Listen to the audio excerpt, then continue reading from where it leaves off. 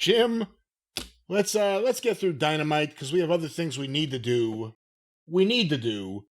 Yes. AEW Dynamite last night from Calgary, Alberta, Canada. A big house. I think they had around 5,000 people there, maybe slightly above that. Well, it's Stampede week, you know.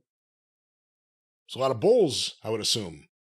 Well, wrestling is traditional. Stampede week, the Owen Hart tournament. I'm sure they got a bunch of local publicity as they actually accomplished their mission for once. They got some people in the building. You ever see any of those pictures of like the old Stampede parades from like the 70s? It'd be like a couple of the Hart kids and Andre the Giant. Yeah. Like in a car. God, yeah. and there's one year I think they tried to have the ring and it broke down halfway through or whatever. The ring on a trailer and the fucking axle broke or something. But that way it's the biggest thing in Calgary. I never understood Stampede wrestling as more than a, oh my gosh, like they're stampeding until, I got into business and got some element of understanding of Calgary, Canada, and that it's like an Old West flavor in Canada that we would think of from New Mexico or Texas or the Wild West or whatever. Of course, this was in the 1940s. They were still in the, they actually all carried 6-shooters and had gunfights on Main Street until about in 1947. That was outlawed by the Prime Minister. That's the thing about Stu Hart's accent that always gets me. You can never figure out what exactly it is.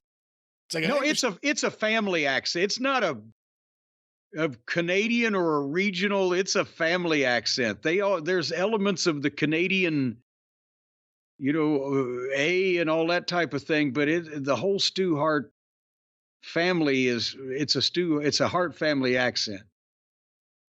Well, this show, despite Dr. Martha Hart, God damn it, Dr. Martha Hart's appearance, this did not have a Hart family accent, this show. Well, there were some accents on it, and I'll tell you what, I know I'm being charitable on this program. I don't know why. But here, I'm going to talk about something else that I liked that came to the top of the program before the whole thing went to shit again. It seems to be a thread amongst both companies. It's just that the WWE has so much farther to fall before they get to the direct level. But they did a cold open for once instead of just, here we are in the arena and here's somebody coming down the aisle because we're afraid you're going to switch out. They had a package that told the story, MJF's promo. MJF's actions with Garcia and Osprey, with his own words as the voiceover, edited obviously from the longer full length of the interview that he did, but he articulated this thing perfectly, and the video backed it up, and it gave it even more impact. And you see, God, for once, it's like they meant to fucking do this. And it may make more sense as an angle, as a wrestling angle, to try to draw money and get some interest than anything they've, if not ever done in a long time. And then the announcers were Sockface, Tony Schiavone, and Nigel McGuinness, because the story is that Jericho had the EVPs banned Taz because he was rude to whatever the fucking thing was. I hope Taz is okay and just took a fucking week off rather than have to go up there and put up with this shit any further. But why are they making Nigel be just a complete heel to the point where he's not credible at all because he's just taken the contrary viewpoint no matter what the fuck is said? And the sun will come up tomorrow. Well, not if I have anything to do with it. Not if I get off this yacht yelling here. See, I like the happy Robin Leach Nigel more than the I'm a heel, so I have to be a heel all the time Nigel. Yeah, I don't know why he's doing this, because it's not like Taz does it. He wasn't replaced anyway. But here's where I'm going to be nice, because out came the high-priced acquisition, Will Osprey, for an in-ring promo after what happened last week, after the things MJF said, blah, blah, blah. I'm thinking, can he hold his end up in a verbal conflict with MJF? And to be honest, I like what he did because he didn't come out there and try to be cute and blah, blah, blah. He sat on the top turnbuckle and he talked to him fairly normally, not over the top. But he had a couple good lines. He said, well, there was no direction to it.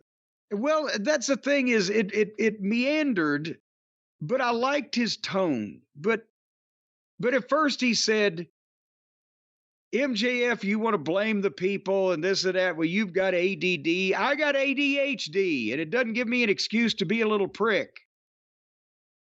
And by the way, what are all these fucking illnesses? There's a great line, but what are all these fucking illnesses? I don't fucking know what all these fucking illnesses are anymore. But the thing is, it was like he was workshopping it. I agree that he went to a couple places twice, and he didn't really build his MJF doesn't like me because he gave 3 reasons, and the last one was probably the flattest one of the bunch. But he's trying, and it's just the accent. I know it's some people find it endearing, but is it hard for an American ear to get what he's cooking?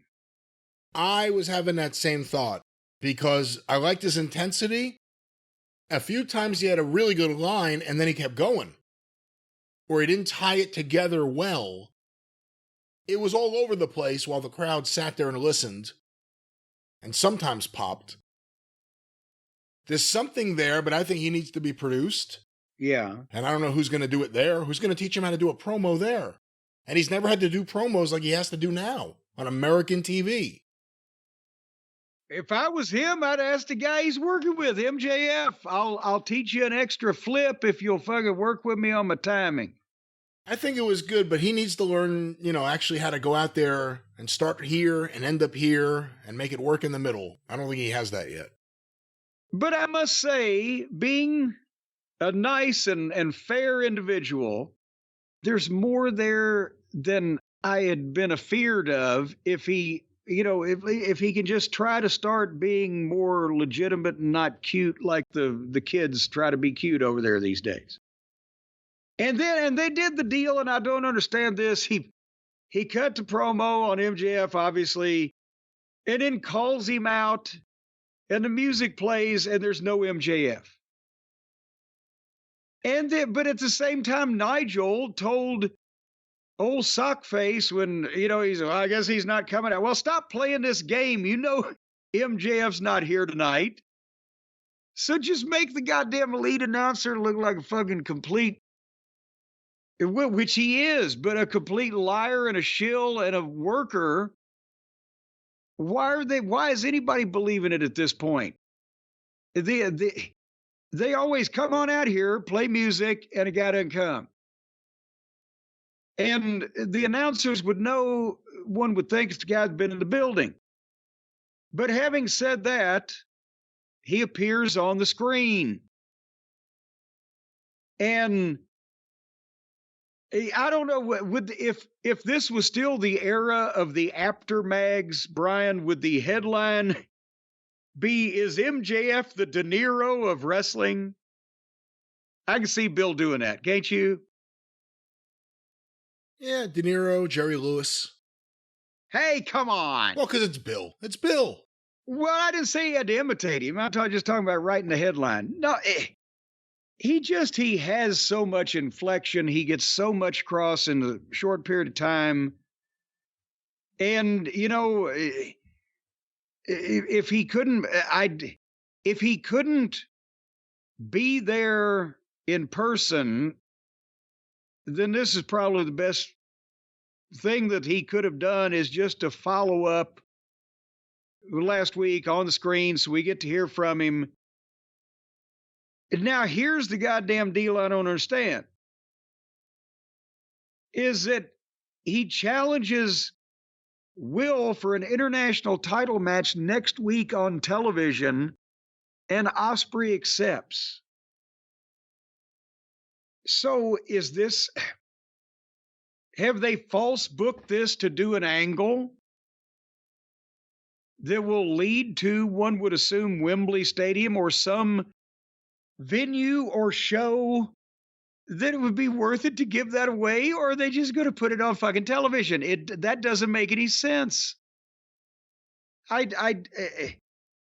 the promo, let's talk about that for a second. But the promo, you've registered Will's, or your opinion on Will's effort, but I think MJF, if he wasn't going to be there live and they can't be at each other's throats every week, again, see Punk and McIntyre, they can't do it every fucking week. MJF's was about as good as it could be. Yeah, and right now it's as noisy as it could be. The timing's perfect. I'll talk through it. I hear your pitch. Sounds like a bunch of Sherpas bringing you up the mountain. No, the MJF promo was good. Obviously, he wasn't there, and I guess there's some limitations with when they could film him and what they did, but personally, it was a little too stagey, the setup in the background. I would have liked to have seen him like that, just like in a lounge or something to look real. Not like... Oh, you're saying he's got a drinking problem. He's always hanging out at the bar or the lounge or something like that. I'm saying they had the nice red lighting in the background like every other lit segment in the backstage area on AEW. It should have looked a little different. He wasn't there. Most of the talent, I will agree, in AEW, most of the talent is lit. All right, I tried, ladies and gentlemen. Even with Gardeners behind me, I tried. But, of course, Jim Cornette just doesn't want this to be a good show today. Why did it change its tone like that? Hold on. Oh, don't make me change my tone. Pismo. Your other question, the Hogan Goldberg question, I guess, is a way to look at it. Giving this away for free on TV. Is next week the show they give it away on? Is that Nashville? No, Blood and Guts is the 24th, correct? Okay, so it's not even that show. You're giving it away on TV, and then on this show, someone won a title match for Osprey's title, correct? Well, yeah, no. Somebody won a title match for Swerve's title. The winner of the Owen gets the main event at Wembley, and then later on they clarified for the AEW World Title, and then they clarified against Swerve Strickland. What did Pac win? Pac won an international title match. That's right. Is he the international champion or the continental champion? Who? Osprey. No, he's the international champion. Oh, so Pac won a title match with him. Was it at Wembley or anywhere? Who's the continental champion? Okada. Okay, well then who's the Ring of Honor world champion? Mark Briscoe. But they just unified that whole thing with the winner of the Champion Carnival. That was the Ring of Honor Strong Championship and another couple championships. And that was Kingston. That was Kingston. That became the Continental Championship, but then the other outside of AEW championships just decided they would keep their titles and do their own thing. And there'll be another tournament next year. But again, we're talking about Wembley and what they're setting up and that they're giving this away on TV in a week. What do you think of that? This is, if you think about AEW matches that can make money, is there anything bigger than this? I say right now because there's nothing else right now, but right now, or even if they give it a build for a few months, is there anything bigger than MJF versus Osprey right now to you? I don't see it. And see, when I said earlier, maybe they false booked it, they're going to do an angle, maybe.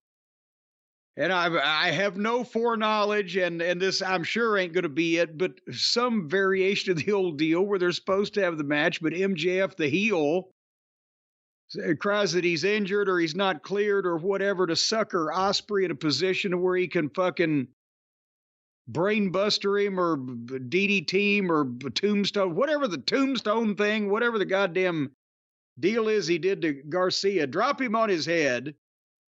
And then laugh at the fans again, because to have that match, even if you have it and then do an angle afterwards, you've you've taken the bloom off the rose. You have popped the proverbial cherry on people not having to pay to see what it looks like for MJF to be in the ring, being physical with Will Osprey. And I mean, they can bring Luthez back from the dead to fucking face Jesus Christ at the second coming of the Last Supper, and it ain't going to pop a giant goddamn rating different than what they've been doing to begin with. So why wouldn't they keep their big money match special? I would think Swerve, and now we know from later on, Danielson, which, and again, God, can they put, they make Swerve their world champion. What are the people loved him, cheered him out of the fucking building? Oh my God, carried him out on their shoulders. So they put him against every sentimental favorite and other beloved babyface. And I guess at Christmas, he'll goddamn ride shotgun for Santa Claus. But anyway, where was I going with that? Oh, I don't know why in the world you would give this match away on television unless they're going to do some kind of hot finish that they think necessitates a rematch, which I would do that as an angle without the match in front of it. But that's just me. Do you think they have to have the match, or do you think if they did an angle, something, to get heat on MJF, whatever it may be, if they did something, is it too big of a ripoff considering the way AEW sells themselves to their fans for them to do an angle, which should be beneficial? But again, they're selling everything on match quality. You sell tickets on match quality, you may have the fans may have a problem if you do an angle. What do you think? I don't think they're selling tickets. So, again, it's not my fault that they fucking agreed to this, but if in some way, shape, or form, MJF, who's already warned everybody, I'm going to fuck with everything you like. I'm going to fucking make this company and all of you fans pay for disrespect to me and abandoning me and all the other verbiage. MJF is the one who challenged Osprey for this thing, for the match. Maybe he's suckering him in to get him close and he could do something to him, boom. And then Osprey goes to Tony Khan or Christopher Daniels or one of the fucking Lollipop Guild or whoever's running this hot dog stand this week and demands a match at Wembley Stadium in his home country where he's going to be face to face with MJF instead of MJF pulling some kind of fucking bullshit. I don't know. So I don't know what they're doing here, giving us away with a week's notice. And I mean, is Swerve and Danielson as interesting in Medi Old England as Osprey and MJF will be, especially after 6 more weeks of promos? I think Swerve is less interesting now than he ever has been, and I think with Danielson, in their eyes, this story of him in his last year trying to overcome all these obstacles is good booking and has been done well. So for them, I think that is compelling, but I don't think to the AEW fan at large, that's compelling. I think MJF versus Osprey is the most compelling thing, maybe the only compelling thing in the entire company. Anyway, let's move on, but I'll wait and attempt to be impressed. How's that? All right. And then they did a package on Danielson and Page in the Owen Hart final. And at various points, they said the winner gets the Wembley main event. And then they said the winner gets an AEW title match. And then finally, later on, they mentioned that it's held by Swerve. And actually, they should be saying it gets a shot at the AEW world title currently held by Swerve Strickland if he has any defenses coming up between now and then, but they probably don't know that, do they? Tony hadn't decided based on which other of his action figures he got off the shelf. And Jeff Jarrett was the special enforcer, which is Tony reacting. I'm sure this was not planned when they went into the thing, but reacting to Jeff doing some great interviews and being actually the only person that knew Owen and this whole fucking thing. and the people started getting behind him. But again, the logic in their universe is there's nobody producing the announcers to bring this up. But okay, yes, they're changing Hangnail Adam Page's character, the Healy music, the change in the hairstyle. He's got a frown on his face. He's supposed to be a heel, but suddenly Jeff Jarrett, doing nothing but knowing Owen Hart 25 years ago and doing a couple weeks of promos. Now the announcers who were saying, what a no good piece of shit, are saying, oh, one of the all-time greats. He's a Hall of Famer. Jeff Jarrett. Do you see there was no in between? There was no action he took otherwise than said some nice things about a guy who was a friend of his. Jeffrey Dahmer had friends. But the announcers are wishy-washy, is the point I'm making. Did you even pick up on that, or are you listening to him at this point? I mean, I say it all the time. It's the worst commentary team. Even if you add Nigel, the problem is Excalibur and Shivani. Those two, specifically them together, is audio poison. It is a killer. It's a killer. You have no good communicators. Shivani just yells out positive things. Or, oh, this son of a bitch. I've had enough of this guy. Oh, this is great. Oh, the fans are digging this. I'm digging this. Good call. He says good call. Like, you give him a snapmare. Hey, that was a snapmare. Oh, good call, Taz. What? I heard him the other week, some of this phony bullshit. I love my job. Yeah, Shivani's worthless out there. He should be removed immediately, but he won't be because he's a fucking stooge and Tony Schiavone likes him for that. That's one of the reasons Schiavone... Talk to people who weren't into the whole revisionist history of Schiavone and WCW about Tony Schiavone's dealings in WCW behind the scenes and get back to me. And then Excalibur is just atrocious. On a indie, you say indie, I did commentary a couple of times on the indies and I wasn't that bad. He's bad. He's a bad communicator. And you catch him now if you listen, where he tries to explain something simple and he gets the words all mixed up and he throws himself off. Not good. You need to redo the commentary team. I've heard a few times where he went around his elbow to get to his wrist, and you could tell he's like, how can I get out of this? But anyway, the Danielson and Page. It was long. Danielson excels in stuff like this, especially when he's selling and he's trying to get the other guy over. I just don't see it in Page as a heel any more than I saw it as a babyface, because there's something that's not there. He's athletic. He does shit. He does it. Maybe, I don't want to smear Damian Priest, but we've been talking about Priest. Yeah, it looks like it and he sounds like it, but it ain't happening yet. I don't see Page at anywhere near even the level that Priest is. He's a guy. I don't see what's going on. He's playing a mean guy.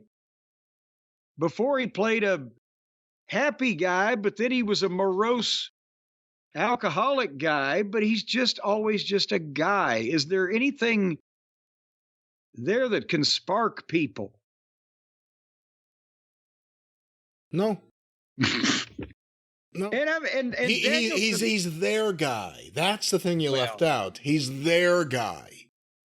These guys, one of their big plans behind the scenes in terms of booking, these guys, the Reseda kids, they're going to make Adam Page into a major star.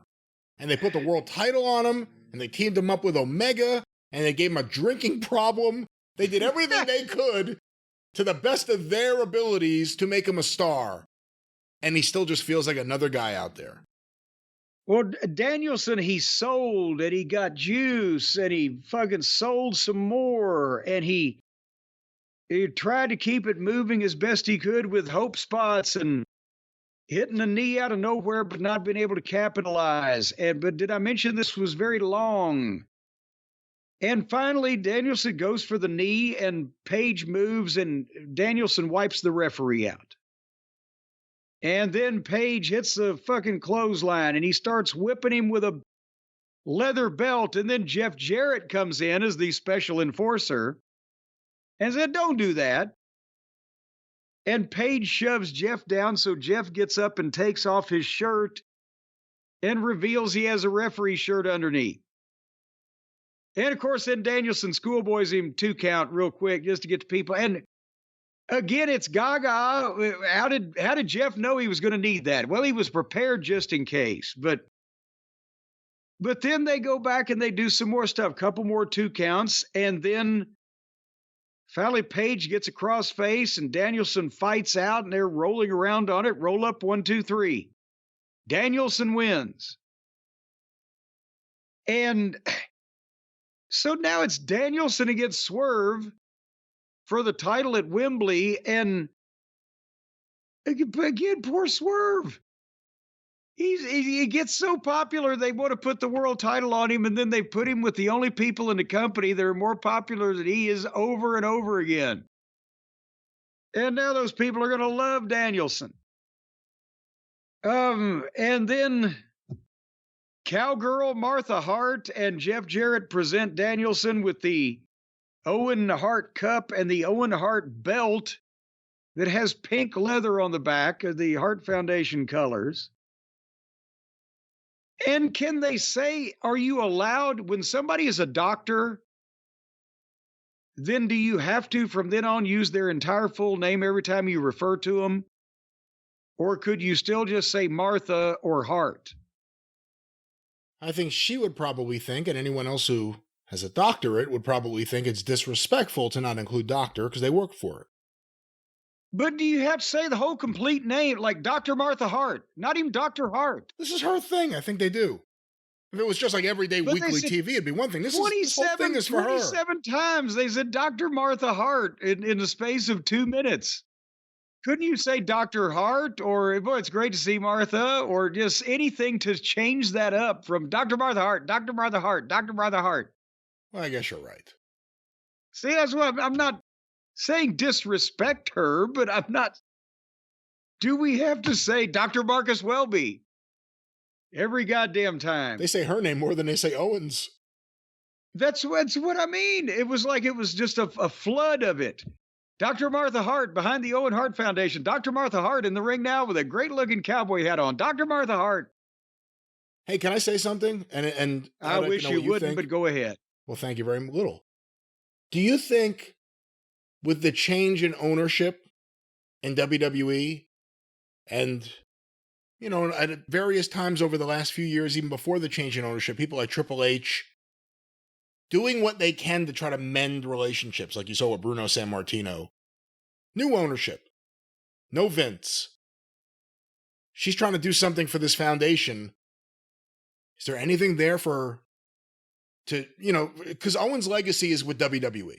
Let's be honest. It's not with AEW. Is there anything there under the new ownership that pulled Dr. Martha Hart in so they could really do something? Or do you think there's no way, like it's just WWE as an entity is the enemy? Well, and I read her book. And by the way, I read her book. She has every right to feel however negative she feels about all those motherfuckers. So I'm not saying she doesn't. Well, and I've agreed also, before it's like, what the fuck? She has every right not to do business with or allow her husband's name to be exploited by that company.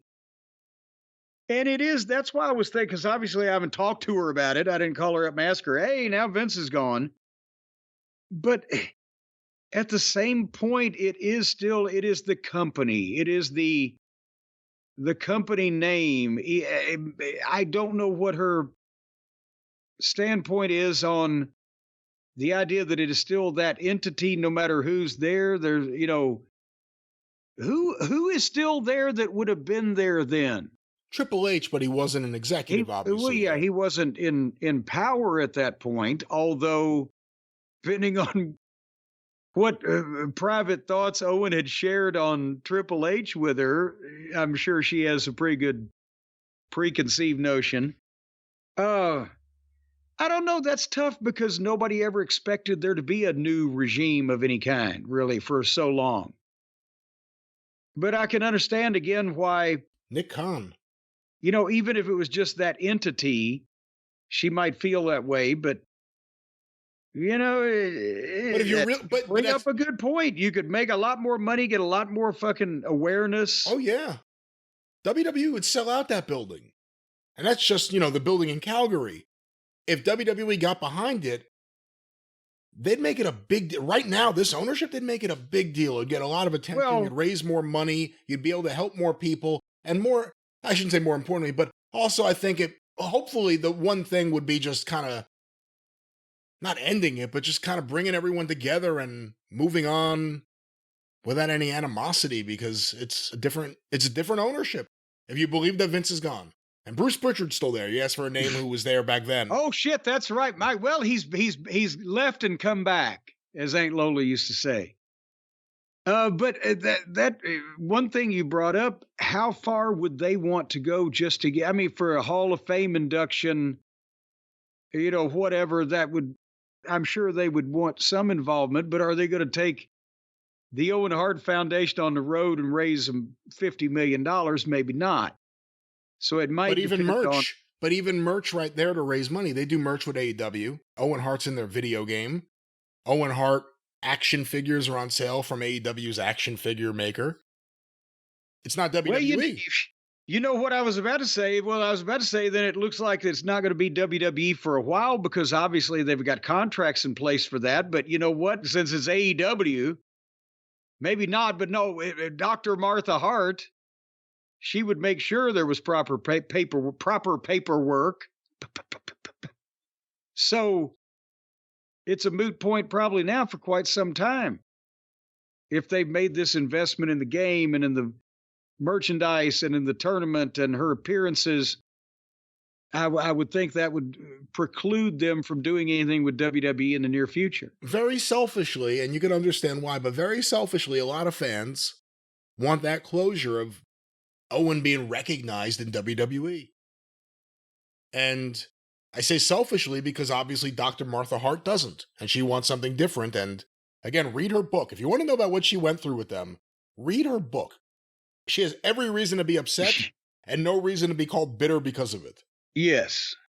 But that was the Owen final. Bryan Danielson wins a title match against Swerve Strickland. I'm sick of his fucking music. I'm getting sick of Nana too. Oh, Nana never gets to do anything else, so he has to do the same thing over and over. He's got to come up with a new move. Well, that's what she said. If Nana doesn't come up with a new move, I might sue. Well, I'll tell you what, if you're entirely insistent upon suing a man because he cannot come up with a different way to gyrate his hips in a sexually suggestive fashion, then I know exactly who you ought to talk to.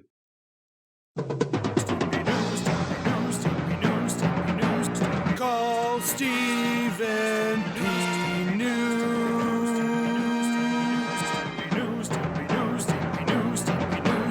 If you need to sue.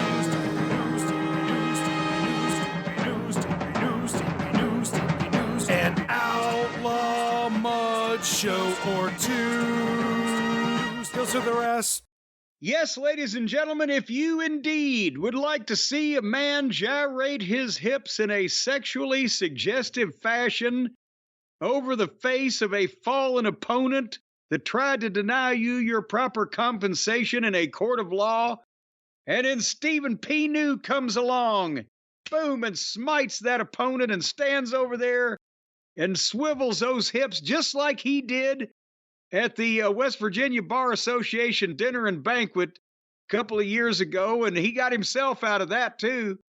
Because one thing about Stephen P. New, if he's in trouble, he can get himself off.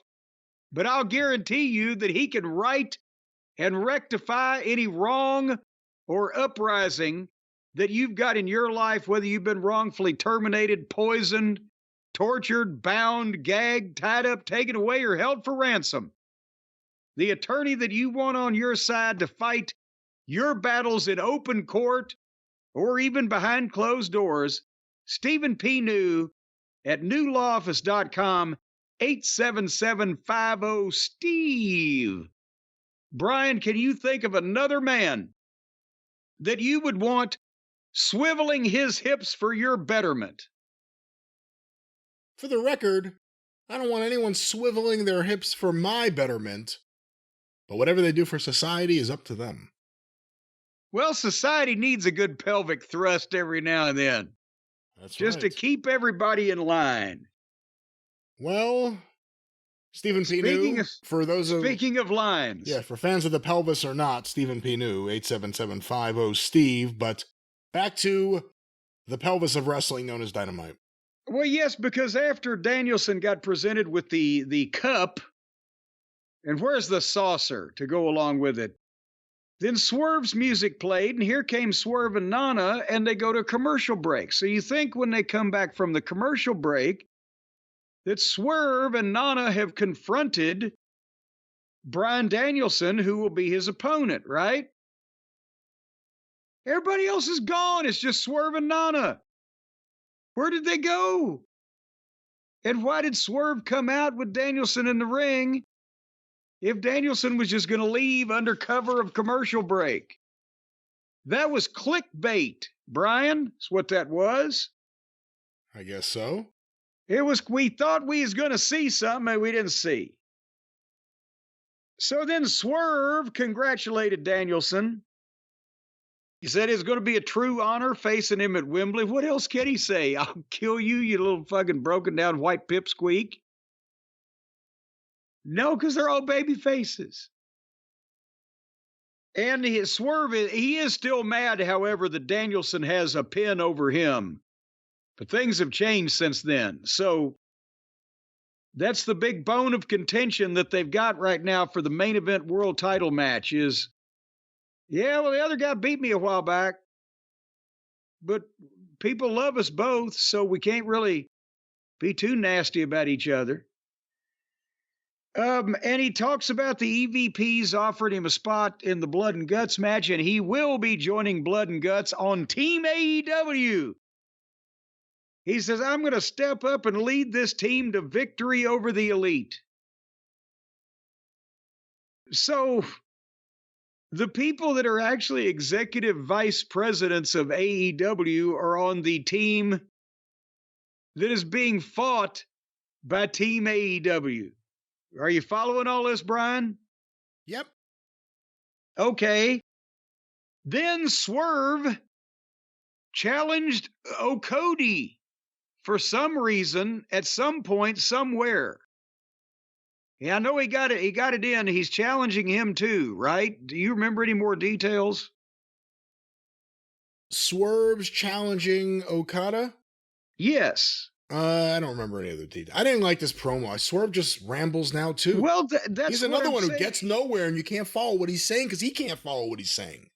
It's the stuff they've got him talking about is he is congratulate Danielson, be an honor facing you at. People don't want to see Swerve Strickland be nice. He was a baby terrorizer, and they cheered him.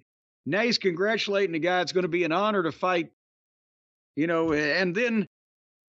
The EVPs, well, I turned them down because I'm a babyface and I'll fight on the team that's representing AEW, that's against the EVPs of AEW. And then I'm going to fight Okada too. And then Danielson, it's going to be your final countdown. It was just everywhere.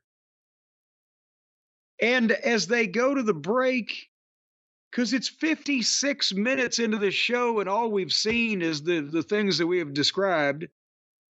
And they're plugging Willow Nightingale against Maria May as the main event. And right then I know, oh my God, they've got to be out of their minds. Because we've still got an hour to go and that's what they're dangling in front of us as a carrot on the end of a stick. Your thoughts of anything going forward before we move on? I heard that Swerve is as over as he's been with the people in the building, however many people there may be. But he's lost his luster to me, and his promos don't help. He's got nothing to say, or he's got no way to say it. I don't know. I've gotten sick of Swerve, and I was a big booster of his, obviously, but I'm kind of gotten sick of Swerve Strickland. He's got to kill people with kindness.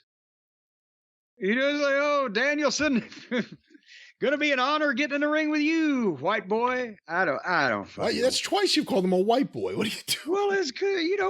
Look at the two of them. Danielson is translucent. You can read a newspaper through his fucking chest skin.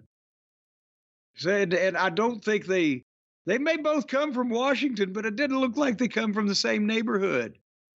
There's liable to be some conflict you could manufacture, but they can't say anything bad because they're both baby faces. And they can't do that shit again, can they? Or will they? Where, Danielson's there at Dynamite, all of a sudden Swerve shows up in his house with Brie Bella or something. Because that's the shit that Swerve did to get him over. I think in this case, only if we find out that he's been going over to see Brie for about a year and a half. Oh, shit. See, that made you go, shit, didn't it? See? Now that'd be a fight. Anyway, at 9 o'clock Eastern, we got a comedy rap video of the Acclaimed and Billy Gunn invading the Elite's locker room, where they rifled through their shit, smelled their sneakers, and pissed on two fake buckaroos dressed up as Maddie and Nikki. And I am not kidding. And I know the kids talk fast in the raps, but I can't follow Caster now at this point. It was so quick and so much gaga. I lost track of what he was even saying. But the video, do they have to be just clowns about everything? And if the baby faces are just complete jack-offs about what the heels have done, then does it mean that they care that much? And if they don't care that much, should I care? And did I ask you about 7 questions there? I have the answers to none of them. But I guess they're on Team AEW. All righty. Did you enjoy the Stampede street fight between Samoa Joe and the Learning Tree Chris Jericho? Because it's Stampede week, so naturally they got to have a Stampede street fight. I heard complaints from people in the building about how long Joe was in the walls of Jericho. Oh, well, we have a way to time it because he got put in the walls of Jericho to go to the break, and he was still in the walls of Jericho when they came back 3.5 minutes later. Unbelievable. And I've heard of, slowing down when you're in commercial break to catch your breath, but the point is, Joe tried his best. He did the big dives, he did his stuff, but they start the street fight by Joe having to snatch Jericho's cowboy hat. And then Jericho dumps out a bag of horseshoes. And as I said, the lion tamer, Boston crab, whatever the case, through the entire commercial break. And then the walk fight. They go over the rail and they fight in the stands, and then they walk fight through the backstage, just with their hands on each other, just walking. And they go past the coffee station and throw the hot coffee. And Joe gets a sleeper, and Big Bill comes out of a fucking closet somehow with a chair and starts beating up Joe, and then Brian Keith does. And Jericho hits Joe with his Dr. Martha Hart belt buckle, the Dr. Martha. So now they're making a big deal out of Dr. Martha Hart, the ultimate babyface in Calgary, gave Chris Jericho a gift of a belt with a big Western belt buckle. And he's punching the guy with it. Poor Martha. She didn't know her gift was going to be used for ill. But anyway, then that they have beaten up and compromised and diminished and decimated and flabbergasted Joe, and he's down, they put him on a forklift. And Brian, you remember the last time they built a fake room so they could throw somebody through a window? Oh, that's right. And there was a guy in the fake room who just disappeared? Yes, because the walls didn't meet. Well, I'm telling you what, that was a goddamn restoration of the Notre Dame Cathedral next to this fucking apparatus that they used next because they put Joe on this forklift and Jericho revs up the forklift and drove him through what can only be described as an obviously fake drywall wall that was attached to nothing and was just hung up freestanding with no studs and held up with clamps.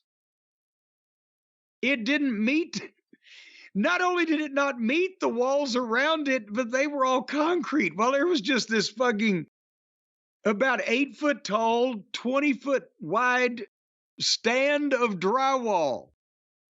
And when the forklift went through it, you could see not only were there unpainted 2x4s on the face side of this wall that you could see, but when it went through, you could see that, Brian, you're a homeowner. I don't know how much building codes you have studied or how I've watched a lot of people remodel around here lately. How close together do you have to have studs? How far apart are your studs usually? Oh, I have no idea. Well, 15 to 18 inches. You know how far apart their studs were? 7 in feet? this wall? About 8 feet. And not only that, but before he drives through it, besides being able to see the naked, unpainted 2x4s, maybe even 1x2s on the outside of this thing, you can still see sawdust on the floor in front of it where they've just constructed it. It doesn't meet the concrete wall on the side or behind of it. It's just freestanding and it's held up with clamps. And it's an area where you go under the stands there. That's why there's a sign that says caution, low clearance. Because you're just walking underneath this something it looks like this in almost every arena I've been in. If it's a slanted area where the stands are going up and it's triangular and you're walking through a hallway around that area. They just put up a goddamn big mess of drywall so they could run the forklift through it.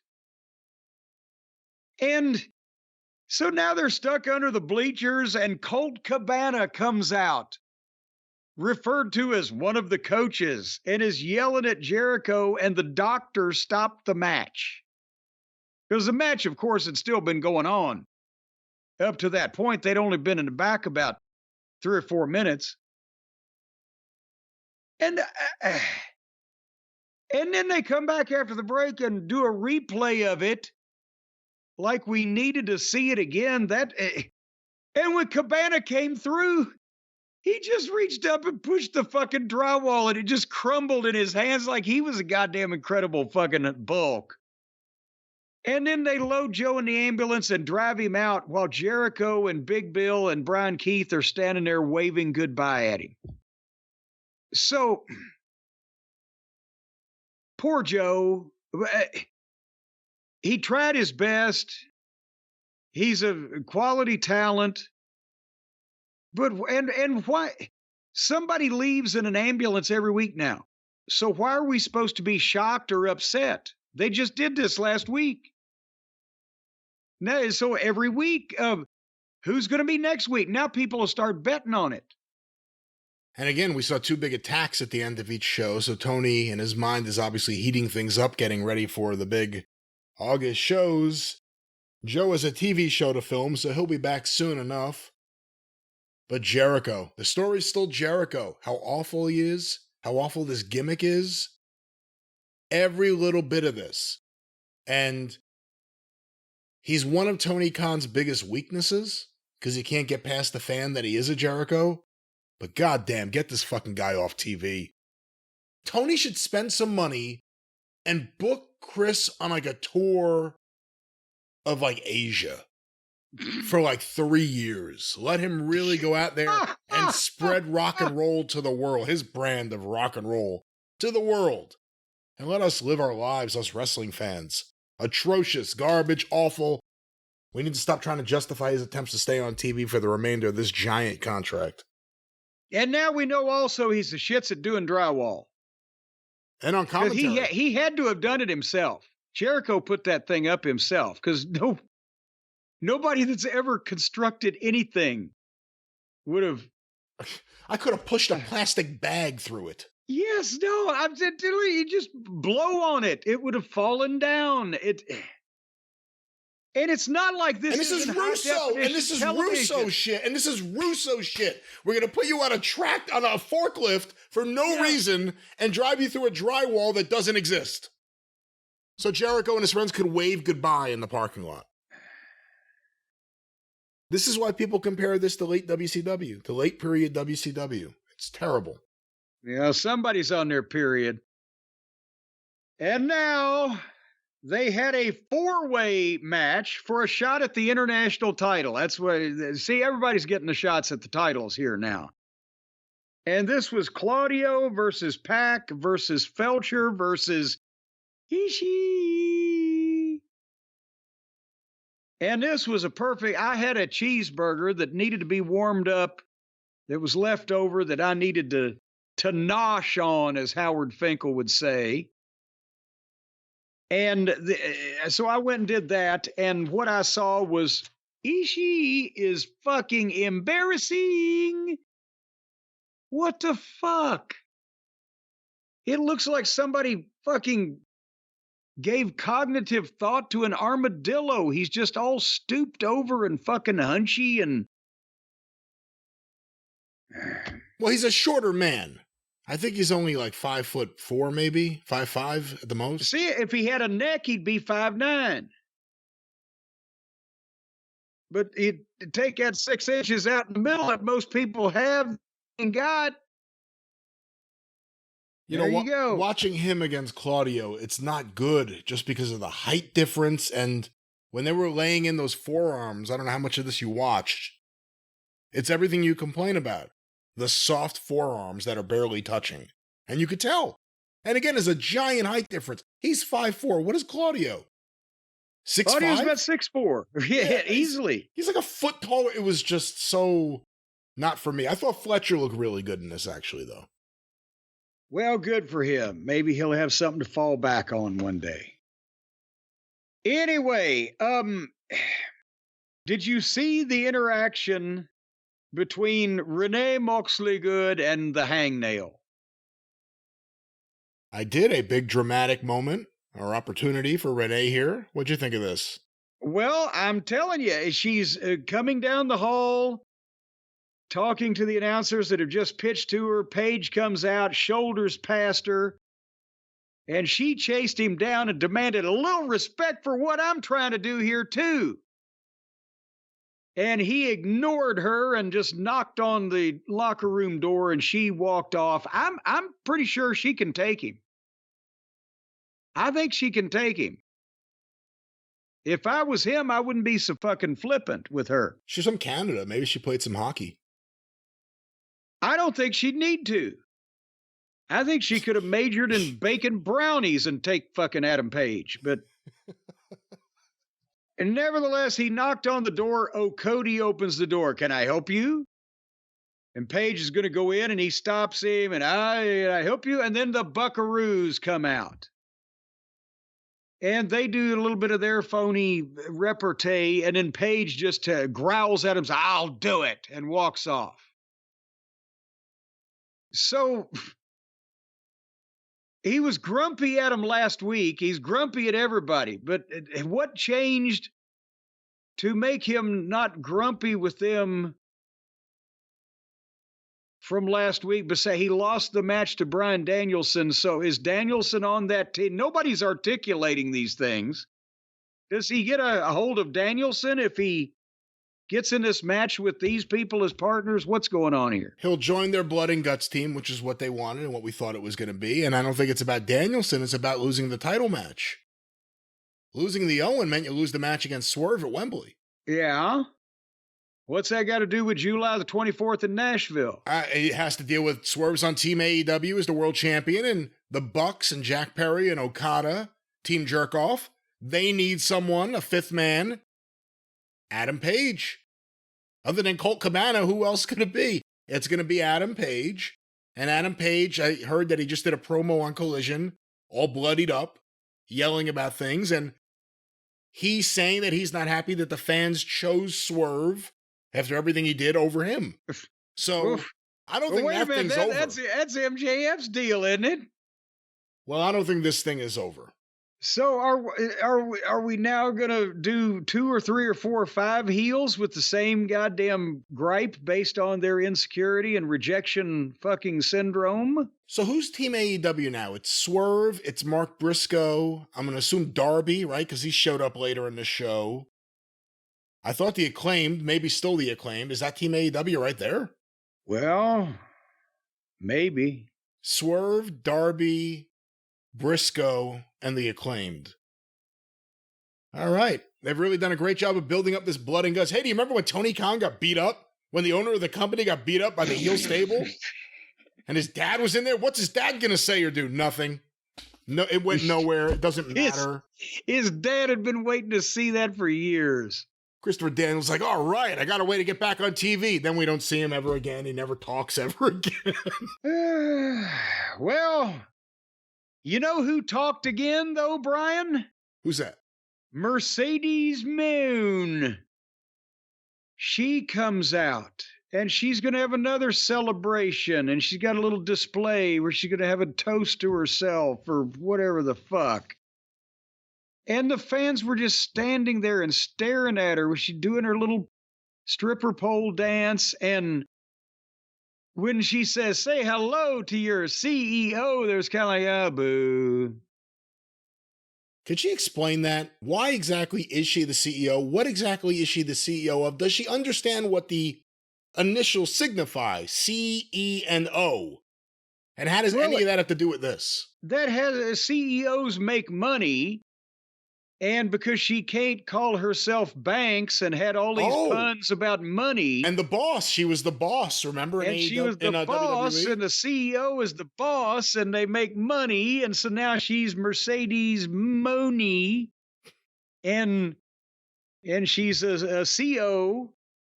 And she's a bad actress. And she's doing blah material. And she doesn't do it well. And the only heat she got was for in the middle of this thing when she said, I'm the best there is, the best there was, the best there ever will be, because they're in Calgary, and they, oh, fuck you. And she was about to toast herself, and here came Britt Baker's music.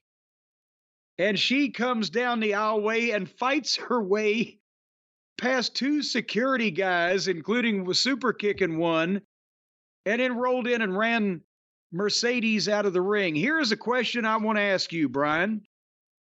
Why do they not have female security? Well, I guess in this time of equal rights, there's still the thought, and probably right, that a big, muscular, big, strong man is probably the best person to actually be in the role of a security guard due to what a security guard may have to do. Well, there aren't a lot of big female bouncers at bars with men. Well, but now here the converse, the obverse, the reverse. Put it in rewind. The men's security guards, 285 pounds, they can't touch the Liv Morgans and the Mercedes Moans and all these small little girls on television. They can't just yank them up and fucking carry them away tucked under their arm like they could in real life. Because the networks and the company, they don't like that kind of thing. So what I'm saying is, when the girls get in a fight, they ought to send out girl security. And then we'll see how tough these girls are on either side. Wouldn't you like to see that? I mean, it's interesting. I would like to see it because I've never seen it. So I would like to see more people get jobs. That's nice. More people there. Because the guys out there, the guy security comes out and they either get beat up or they pull the guys apart. But the guy security comes out for the girls. They're not allowed to do anything. They just stand around waving their arms like a bunch of fucking idiots. We'll send about a half a dozen goddamn off-duty Hooters waitresses down there, and you'll watch the ratings fucking bounce up and down. Yeah, the only thing more ridiculous than Britt Baker taking down the 2 male security guards without flinching would have been if Adam Cole did it.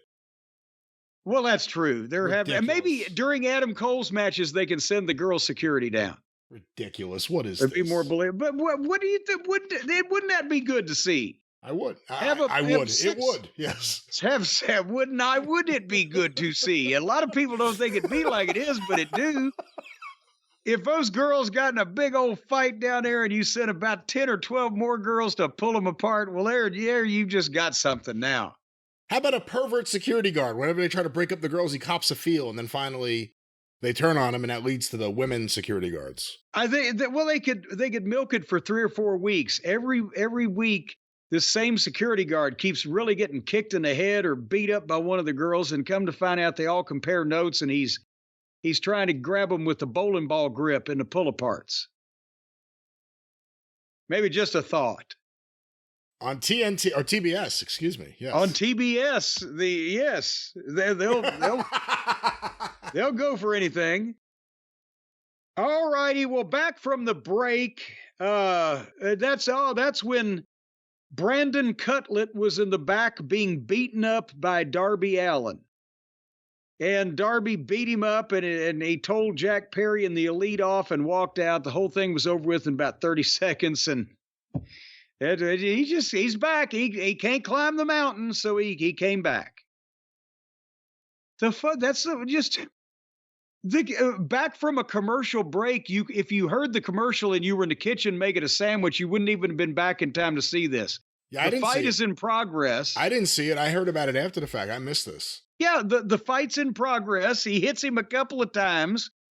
Doesn't take long to whip Cutlet's ass, as we all know. And then he's, and you, Jack Perry, and the Elite, and blah. And he's gone.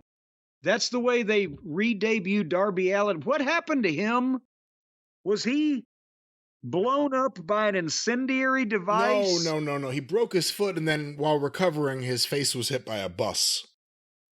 Yes, but the storyline reason was that his foot was broken because it was really broken. But they said that on TV. That's when he's been out recently, right? Because he had left to climb the mountain before that. No, that was how he left to climb the mountain. He got hurt, so he couldn't climb the mountain. They did the angle to hurt him and take him off TV so he could go climb the mountain. But in doing the angle, he really got hurt, so he was still off TV, but he didn't climb the mountain. Hopefully, did you climb all of that? Well, I didn't see that, but I heard what you said. And are we done with Dynamite? Was that the end of Dynamite? No. Oh, we got the main event. We got the main event to go. It's going to turn their fortunes around because they're really lobbying to get major corporate sponsors and a big renewal on their television deal. They actually went so far in that effort as to have one girl cut herself in the head with a razor blade and have the other girl lick the blood off of her on fucking national cable television in the United States of America at 10 o'clock on an Eastern time. And you know what I will say too? Anyone bleeding is, something that the average person who's not a wrestling fan may be concerned with. A woman bleeding like that on TV, that's something that I think even some wrestling fans will go, that's a bit much. She's so pale and so white right now that it really looked disturbing how bloody she got. Well, also when is it Maria or Mariah? I've gone both ways. It's Mariah. You better watch out. She'll shoot you with that fucking thing in the mouth. Well, fuck yeah. I'm not fucking getting anywhere near her. She's got her by the hair and she's standing over and she's licking it and she's wiping it and she's glorifying it. It looked like a goddamn Frazetta painting of a Conan fucking the Conqueror scene. I just got a great book that Tashin did all of his artwork. Well, and they may be looking for other lines of work. I can't believe if the network is bleeping shit in crowd chants that they really appreciated what was going on there and the visual that people were getting when they were. Can you imagine the female audience tuning in trying to find Modern Family? So it was Willow Nightingale and Maria May. We just settled this for the Owen Hart Cup. And then Mariah wins and Toni Storm celebrates with her, and then Mariah grabs the belt and clocks Toni Storm in the head, and she gets color and she's bleeding. And then again, there's Mariah taking the shoe, the high-heeled shoe, and she's potatoing her in the face with it. It looked brutal. At one point, she hit her in the mouth, and Toni Storm moved a little bit. It looked like the mouth. She's like, "Hey, fuck!" But it escalated quickly, as the young folks say. But also, I'm sorry, I know in the wrestling bubble that these people live in, oh, that's a great thing. But you can't. We've just seen a documentary talking about and interviewing some television broadcasting programming executives at this very same company about what their thoughts were, pro and con, about professional wrestling. The same people may not still be in charge, but many of the same concepts that people have for television and how to brand their network still apply, not only there, but in a variety of places. Just because you change the executives doesn't mean you change the way that they think about the fundamentals of how they're building their business. And none of these people need professional wrestling. And it was just said in that program, Who Killed WCW? And remember, this is a time where the WCW telecast was drawing 3 and 4 times, still at the end, 3 and 4 times the audience that this is drawing. And the executive was like, we don't think it's upscale for what our overall programming plan is. We can't get big sponsors. They don't want to spend the money. You think, who's going to sponsor that fucking last segment? Gillette razor blades? No, I'm sorry. It's not something that networks really particularly would ask to have on their air, is women beating each other bloody, whether work or not, when it's real blood and it looked a little fucking graphic. Guys' blood sometimes used to get you in trouble with television stations. But no, this was close-ups. This was Toni Storm did a great job of selling it, because it made me not want to see it. It was pretty brutal. And again, she's so pale right now that the blood really stood out. And it was a disturbing image to end the show with. They thought it was a hot angle. Again, they ended last week's show, MJF doing this to Daniel Garcia. Not with a woman's shoe, but you know what I mean. Yes. 2 weeks in a row, they're ending the show with a big turn. And in the middle, they just hospitalized, oh, goddamn, who went out in the Joe went Samoa out. Joe. Yeah. So from a booking standpoint, this has suddenly gotten repetitive over just a couple of television shows. And from a business standpoint, holy fuck. If they're in a position where girls getting color on television will make a significant impact in their overall business, enough to justify the risk of potential sponsor and television backlash, then they're in a pretty shitty spot. And if Tony called his babysitter or liaison or concierge or whoever at TBS and said, well, we're going to have blood with one of the girls in an angle, I don't know if he still told him, and we're going to have a close-up as the one girl licks the blood off her head. At the very end, like the last thing before it cut off for me, was Toni Storm actually like spitting the blood out of her mouth. Well, wouldn't you? I guess so. I'm not surprised they caught that activity. So we'll see if maybe Hormel with a nice new lunch meat for kids will sponsor next week or something. Well, that's AEW Dynamite. We do not have the quarter-hour ratings yet, so we will time travel shortly to get there.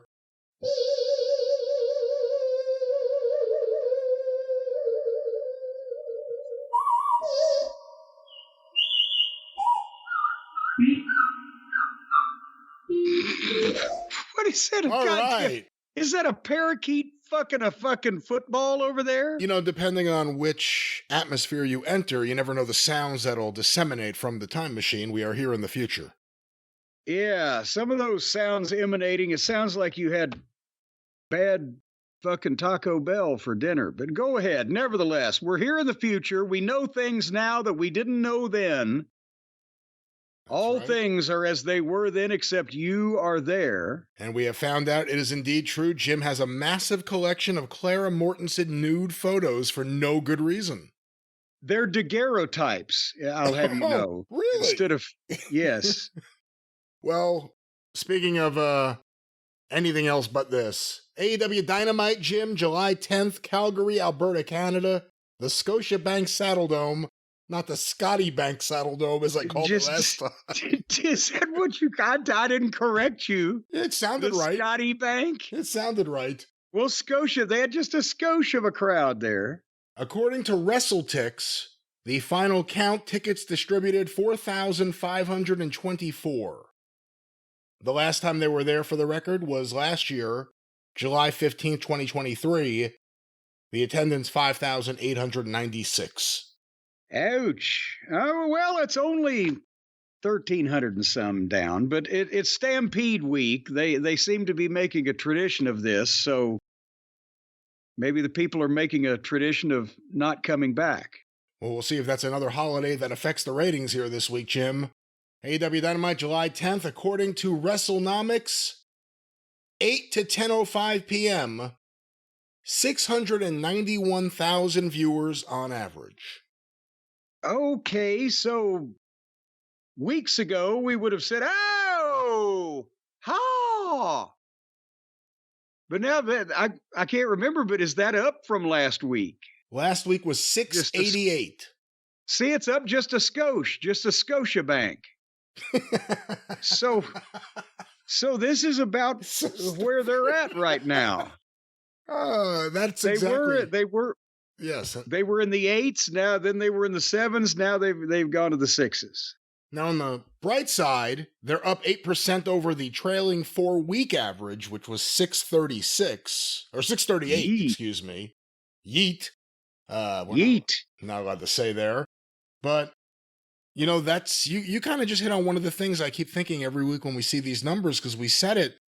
It's like they settle in, and then they start losing viewers, and they gain a little bit back, and it never comes all the way back.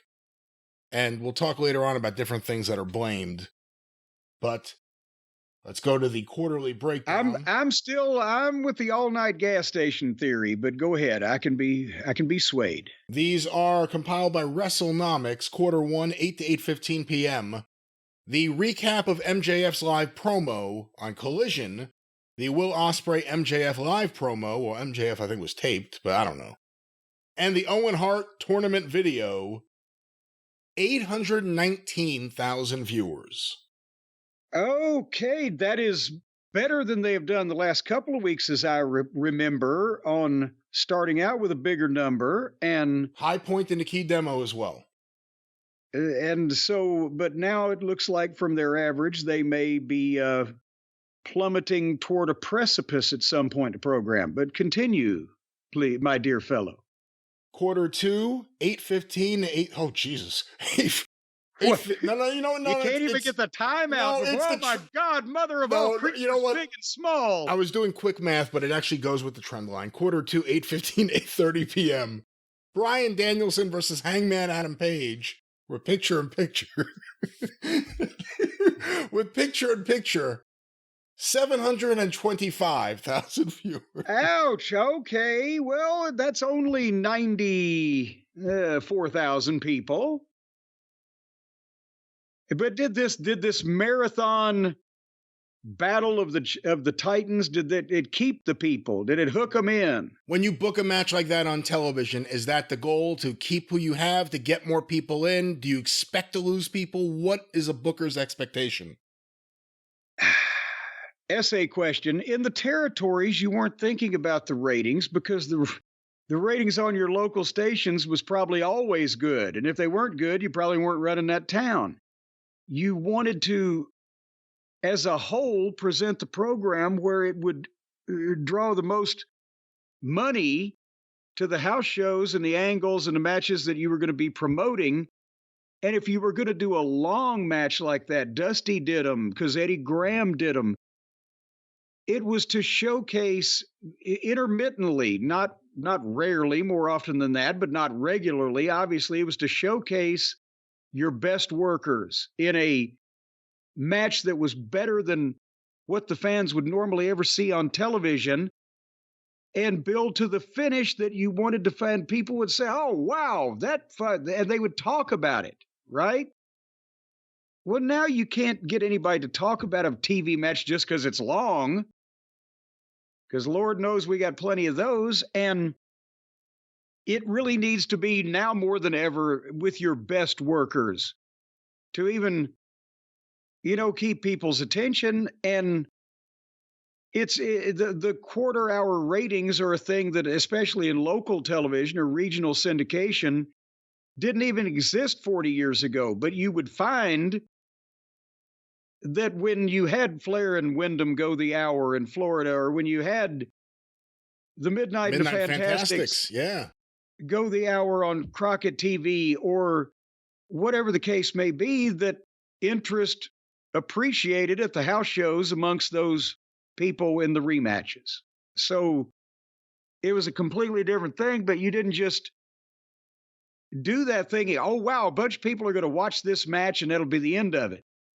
It was, no, you've already had people watching your wrestling show. Now you needed to get them interested in a specific thing enough to want to pay to see it. Well, we go to quarter three, 8:30 to 8:45 p.m.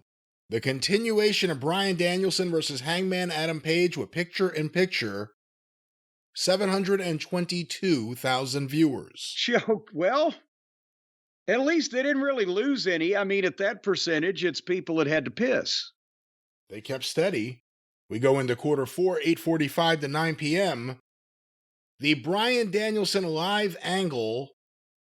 Live angle? Angle. What was the angle? Where's my notes? Wait a minute. What?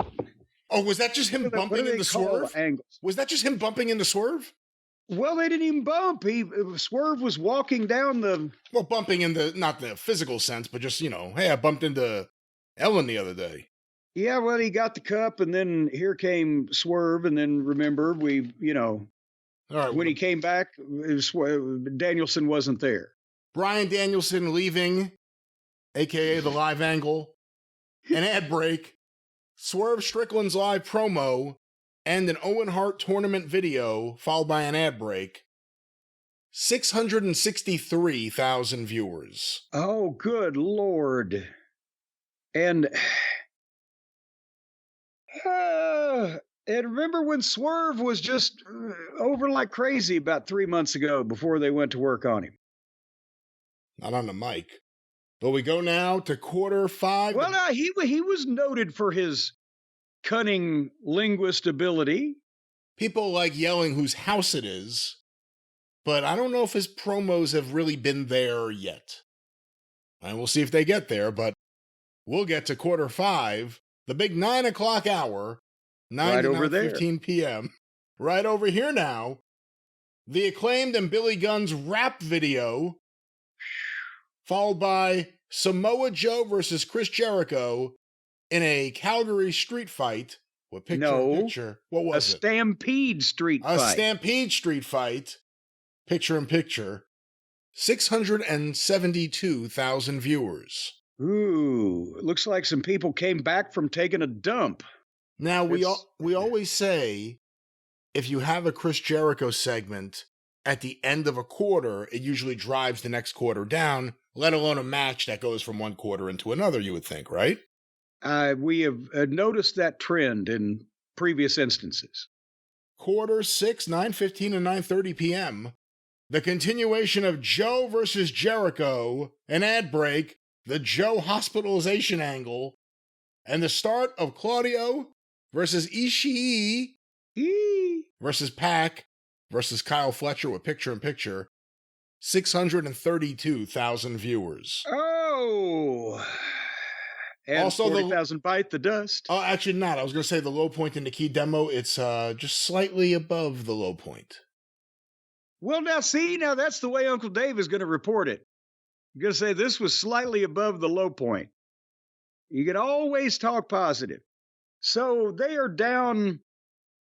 We're back to our old pattern again. They're down 100 and what is that? They're 187,000 people from where they started from. And they haven't cracked 700,000 since 8:45 Eastern. Well, we go now to quarter 7, 9:30 to 9:45 p.m. The continuation of Claudio versus Ishii versus Pac versus Fletcher. Pac's live promo. Hangman Adam Page and the Elite and Renee Paquette having a backstage confrontation. Remember, that was, I'll do it.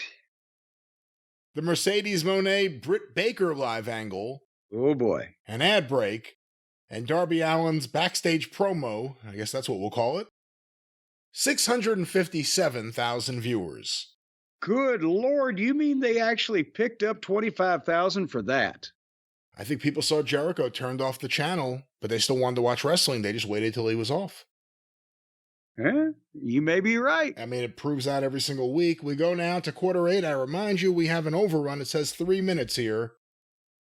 Willow Nightingale versus Mariah May with picture-in-picture Owen Hart Tournament Cup final. The tournament. That could be your tournament. Tournament Cup. We have the Jim Tournament. Picture-in-picture ads. 640,000 viewers. 3-minute overrun with the big post-match angle with Tony Storm and Luther. 695,000 viewers. Oh, so suddenly 55,000 people are like, where the fuck is Modern Family? And why are these women drinking each other's blood? How many men got beaten up by women on this show this week? Well, and again, that's not fair.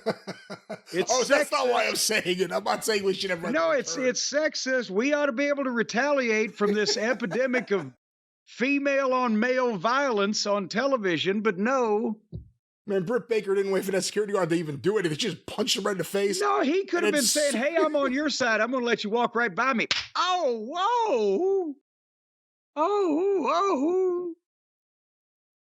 Well, those were the ratings, and a lot of people were blaming a lot of things. And as we were recording, the Meltzer Says What Twitter account had tagged you and I, and a lot of people started sending it our way. Audio, I guess, of Dave and Brian on their show. I have not checked the twit machine here lately, so I haven't seen this, but you can fill me in now in front of everybody. Well, I guess their point is that the biggest thing that's hurt AEW is WWE being hot. That's the single biggest cause in AEW being cool. Not the booking, not the talent, not Tony Khan, but WWE being hot. And I wanted to get your thoughts on if there's any validity to that. It's nothing we're doing. It's just these other guys are so much better at it than we are. That's the defense by the favored nations that are on the side of the struggling secondary promotion. They're just so much better at this than we are that's why our business is down. Both of these things can be true. WWE has gotten better and AEW has gotten worse. And you take the high road and I'll take the low road. And, one of us is still going to end up in the shit house and one of us is going to end up in the penthouse. So yes, WWE has gotten much better because they're doing things properly. And Vince, who was insane, is not there anymore. But meanwhile, this fucking parody program that nobody with a life could possibly study enough notes on to keep track of who the fuck is on whose side and who's mad at who and why. And then the people aren't over because most of them don't know how to get themselves over, and Tony don't know how to get anybody over. Can I stop you there? Yes. We hear from people, so I want you're the expert again, explain the difference. When people say, how could you say they're not over? The people there are really into them. Well, there's still got to be more to how many people are there. That's the problem. When you start something and gradually, year over year, fewer people come and fewer people watch, you are not doing well. And that is a cumulative effect of either losing your talent to where they'd rather go work somewhere else where there'll be bigger stars and be seen by more people, or booking the ones that were popular at some point into fucking oblivion, or in some cases, in many cases, picking the wrong people to fucking spend time on to begin with. And even though you don't get tired of those people, a lot of other people have got tired of them people. Yeah, there are people popping for Orange Cassidy in the building, and there certainly were a few years ago, too. It's just there are less people doing it today, and it's just like it is on television. There were a bunch of people, you drove some of them away, and then you kept driving them away. There was a path where AEW could not be WWE level popular. That was never going to happen, especially this quickly, but have been more successful than they are now. While WWE was this hot, right? It's not like an automatic WWE's hot, so AEW has to lose audience share. Well, no, because look at the Monday Night Wars. In a promotional war where if both sides can be taken somewhat seriously, whether it was nationally with WCW and WWF, or whether it was the territories with, remember, Sheik and Bruiser both did great for a while because each side is trying to bring in the best talent they can and compete with the other side. In the 80s with Vince coming into Crockett territory. Remember one night in Cincinnati, we did the Gardens, they did Riverfront Coliseum, and they sold 17,000 tickets in Cincinnati between the two shows. We outdrew them, by the way. But everybody was, it doesn't have to be that one side gets its ass kicked royally. That usually just happens when that one side sucks. Jerry Jarrett and Nick Goulas in 77. So AEW had built-in goodwill that eroded when two things happened. Number one, Vince got run off finally for good, and the WWE started getting more interesting. And two, the people started realizing that AEW behind the scenes was a goddamn circus and a fucking romper room and a shit show. And you know, it's funny. All these things work in different directions in different ways with different people. It's funny as you say that, I'm thinking about it. You know, the way WWE always played the media and just fed them bullshit, whether it was the WrestleMania 3 attendance or whether it was ticket sales or reasons for moving WrestleMania 7 or over the years, so many different things. Vince McMahon, I think, said at one point he went to Harvard. So many different things that they just said to the press and the press ran with. The inside smart fan used to go crazy over that. The interesting thing is that's what's happening now with AEW and a lot of the wrestling media. You know, when it was reported last week that AEW was losing more viewers than, what was it? They were losing more viewers than the cable drop-off rate.